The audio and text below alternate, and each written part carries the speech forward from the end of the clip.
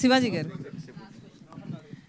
మీరు సమాఖ్యవాదిగా చాలా మాట్లాడడం జరిగింది చాలా స్టేజెస్ మీద. సో ఏపీ రాజకీయాలు ఇప్పుడు ఎలక్షన్స్ కూడా రాబోతున్నాయి.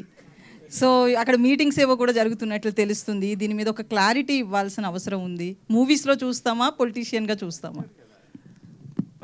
ఫస్ట్ మీరు ఒక పదాన్ని సరి చేసుకోవాలి. ఐఎమ్ నాట్ ఏ సమైక్యవాది. నేను ప్రత్యేక హోదా కోసం పోరాడాను తప్పితే సమైక్యవాదం గురించి కాదు. అది 60 సంవత్సరాల తెలంగాణ కళ, అది సాకారం అయిపోయింది. ఇట్స్ ఓవర్, ఆ గేమ్ అయిపోయింది.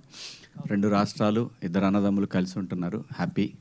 దాని తర్వాత ఎలక్షన్స్ వచ్చినా రాకపోయినా నేనైతే డైరెక్ట్ పాలిటిక్స్లో ఎప్పుడు పాల్గొనేవాడిని కాదు, నాకు సంబంధం లేదు.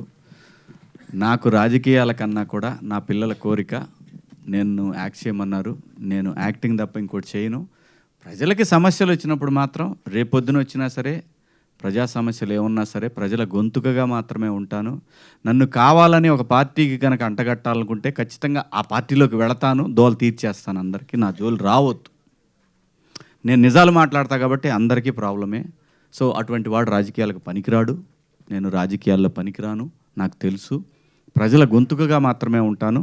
దయచేసి నన్ను ఎవరు కూడా ఫలాని రాజకీయ పార్టీ, ఫలాని చంద్రబాబుకో, ఫలాని జగన్మోహన్ రెడ్డికో, లేదంటే మా కేసీఆర్కో ఇట్లా ఏం నాకు సంబంధం లేదు.